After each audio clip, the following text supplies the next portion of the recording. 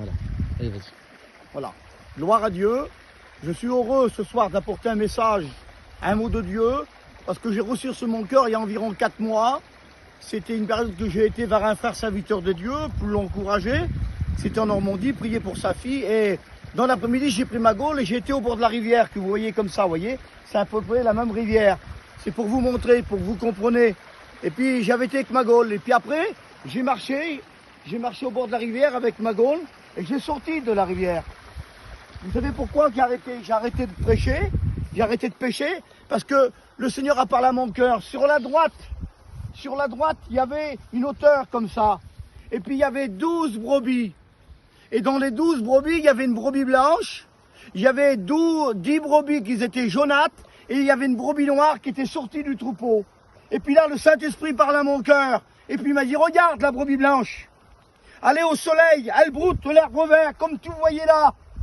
Elle bouge pas, elle a la tête baissée, elle n'est pas tracassée. Ben il dit ça, c'est la brebis qu'il prie. C'est la brebis qui se nourrit de la parole de Dieu. C'est la brebis qu'il jeûne. Elle garde sa blancheur, elle garde sa couleur. Elle ne change pas. Elle ne regarde pas à droite, à gauche. Elle regarde une seule chose. Elle regarde ce qu'elle mange, qui est la parole de Dieu, parce que l'homme ne vivra pas de pain seulement, mais toute parole qui sort de la bouche de Dieu. Et puis d'un seul coup, je voyais les 10 jaunes qui étaient là. Et les jaunes là, le Seigneur disait à mon cœur, regarde, ils sont agités. Regarde comme ils bougent la tête.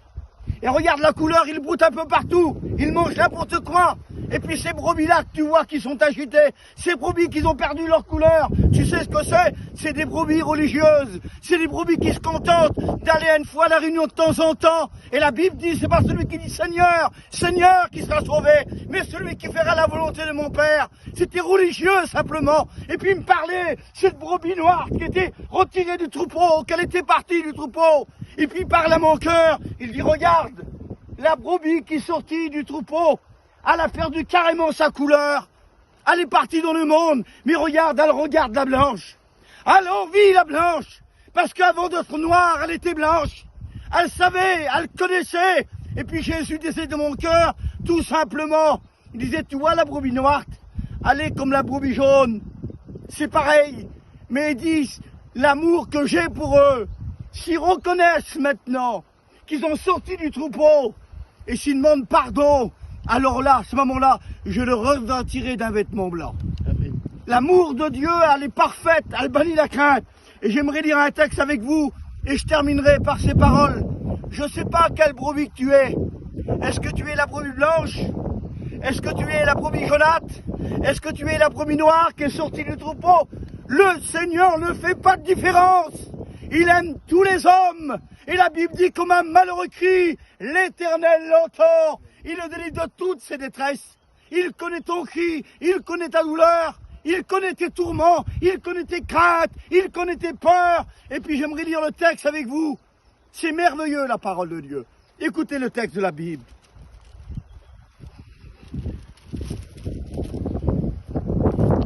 Merci à Dieu. Merci Sauveur.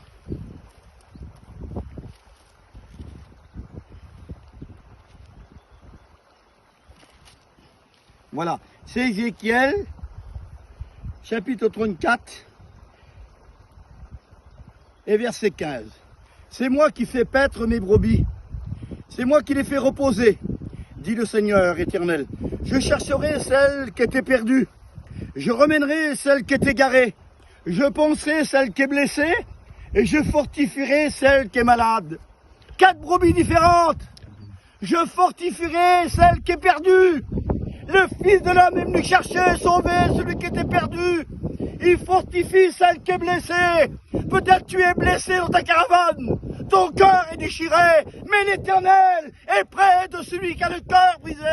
Il est près de toi à cet instant. Il dit dans la Bible, dans Isaïe, il prend les agneaux dans ses bras et il conduit ses brebis. Il veut te prendre dans tes bras, dans ses bras. Il veut te conduire près des eaux paisibles. Et c'est pour ça, je ne sais pas quelle brebis tu es. Si tu es malade, si tu es découragé, si tu es rempli d'angoisse, ben Jésus, le Fils de Dieu, il est dit dans Jean 10, chapitre 11, le bon berger donne sa vie pour ses brebis. Même Jésus a dit, je donne ma vie, personne prend ma vie, je la donne. Et c'est pour ça, mes frères, mes sœurs, mes amis, vous qui écoutez dans votre chambre, dans votre caravane, dans les maisons, dans les hôpitaux, en prison, Jésus, il connaît tout, il sait tout. Moi, je ne vous vois pas, mais l'œil de Dieu parcourt la terre. Il sonde les cœurs et les reins. Que Dieu soit béni. J'en ai assez dit, j'ai prié le Seigneur avec vous. Seigneur, je te rends grâce, je te loue de ta bonté. Merci de ton amour. Tu vois tous ces gens qui passent par ces problèmes. Tu vois ces souffrances. Seigneur, je te demande, c'est toi qui apaise, c'est toi qui penses. Les plaies, tu es le réparateur des brèches. Je demande à cet instant, tous mes frères et sœurs, qu'on écouté le message, qu'on met cela ensemble. Il n'y a pas de plus grand. Nous sommes tous égaux et nous avons besoin de toi. Je veux prier pour mes frères, pour mes sœurs, à ce moment-là qui souffrent, qui passent par le deuil, qui passent par la maladie. S'il te plaît, Jésus.